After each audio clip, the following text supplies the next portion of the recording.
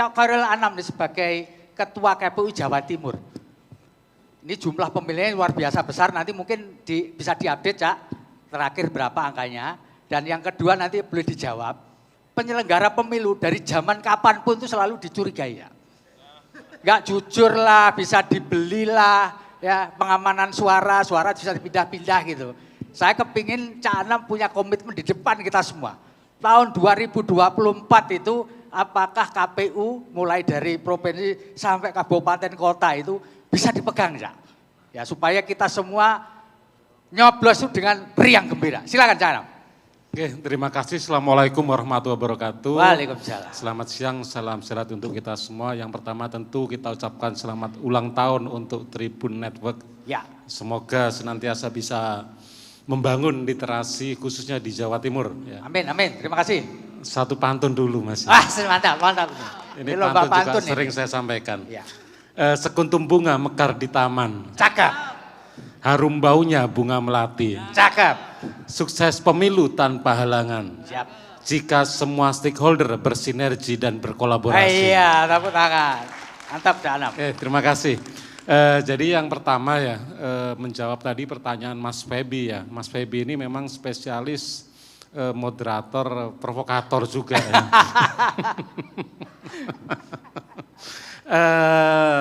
Kemarin Populi Center tanggal 13 Februari Mas Febri mengeluarkan hasil survei terkait lembaga negara dengan kepercayaan publik paling tinggi. Dan alhamdulillah KPU menempatkan posisi di nomor 3 sebagai salah satu lembaga negara dengan kepercayaan yang paling tinggi. Di bawah TNI dan Presiden, bahkan di atas KPK. Ya. Jadi ya, tentu ini menjadi modal awal bagi kami penyelenggara bahwa kita selaku penyelenggara pemilu itu masih diberikan kepercayaan publik yang tinggi. Ya, ini modal kami sebagai penyelenggara. Kemudian yang kedua, kami juga ingin menyampaikan beberapa hal, misalkan ya beberapa hal terkait yang terjadi di Jawa Timur. Jadi kami di Jawa Timur kita sudah melakukan beberapa tahapan ya. Salah satunya yang paling update terakhir kita sedang melakukan proses pemutakhiran data pemilih. Ya. Tanggal 12 Februari sampai tanggal 14 Maret para petugas kita ada 119.000 petugas yang sudah kita rekrut, itu akan datang door to door ke rumah untuk mengupdate data pemilih. Jadi sekaligus ini juga mohon izin kepada Bapak Ibu sekalian bisa menyambut para petugas kami dengan baik ya. Dari total data pemilih yang kita terima DP4 yang sudah kita sinkronisasi, total di Jawa Timur ini kita ada 31 juta. Berarti tambah sejuta ya? Tambah 1.800.000 ya. 31.810.467 pemilih. Ini data awal. Ya. Data awal yang kemudian akan kita update. Dari total data 31.800.000 itu terdiri dari usia pemilih pemula ya 17 tahun sampai 20 tahun ini 7% ya. Jadi ini pemilih awal, pemilih pemula 7%. Kategori 17 sampai 20. Kemudian usia 21 tahun sampai 30 ini 20%. Artinya kalau dikategorikan pemilih anak muda sesuai dengan WHO maupun Kementerian Kesehatan 17 sampai 30 itu ada 27%. 27%. Pemilih yang berusia muda ya. Termasuk saya salah satunya. Ya. Muda di atas doang ya. Kemudian pemilih di atas 31 sampai 40 tahun 18%, 41 sampai 50 19%, 51 sampai 60 17% dan 61 sampai ke atas itu kurang lebih ada 19%. Ini kalau bicara peta data pemilih. Kami juga di KPU kita juga sudah melakukan rekrutmen terhadap petugas kita. Saya itu hampir setiap hari diundang mengisi kegiatan BIMTEK kawan-kawan DPRD. Hampir semua pertanyaan yang selalu muncul adalah apakah betul pemilu akan ditunda? Oke. Itu yang selalu muncul ya.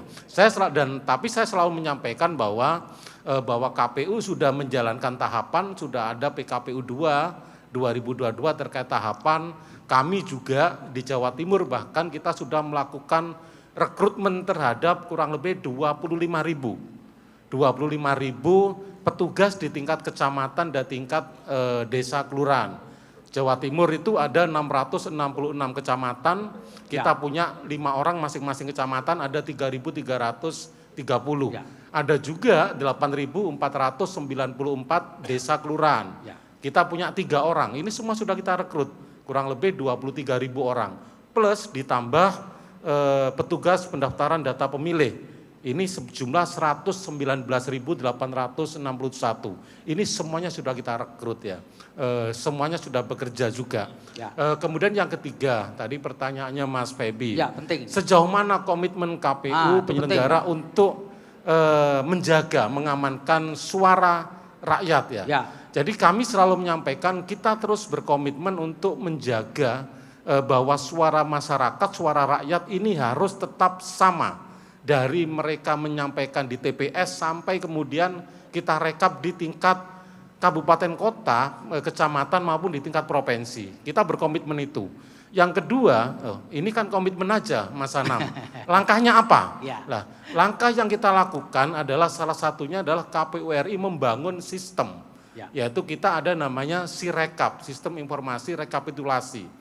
Jadi dengan Sirekap ini seluruh masyarakat, seluruh dunia itu bisa menyaksikan, bisa melihat hasil pemilu-pemilu kita. Jadi nggak bisa tipu-tipu gitu ya? Nggak bisa. Jadi sejak tahun 2014 sudah mulai dibangun KPU RI dengan situng, 2019 kita aplikasikan, 2015, 17 di Pilkada, seluruh data C1 di tingkat TPS, semua kita upload. Kita upload melalui Sirekap dan terakhir 2020 kemarin kita menggunakan teknologi OCR. OCR itu Optical Character Recognition. Jadi petugas TPS memotret C1 plano, dipotret, dikirim ke server, server otomatis mengkonversi menjadi data digital.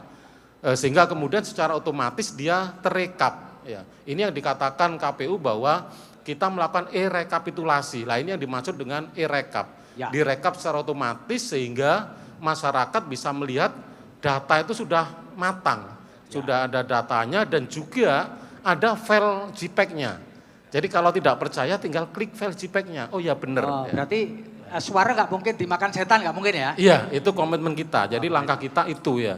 Jadi yang ketiga tentu kita terus meminta kepada penyelenggara kita, terutama di tingkat TPS, PPS maupun PPK dan KPU Kapolta untuk terus menjaga integritas sehingga pemilu kita betul-betul bisa dipercaya oleh publik. Ketika pemilu dipercaya oleh publik dengan baik, tentu output atau hasil dari pemilu kita, para pemimpin baik legislatif maupun eksekutif juga tentu mendapatkan legitimasi yang tinggi juga. Saya kira itu mungkin awal Mas Febi. Terima kasih.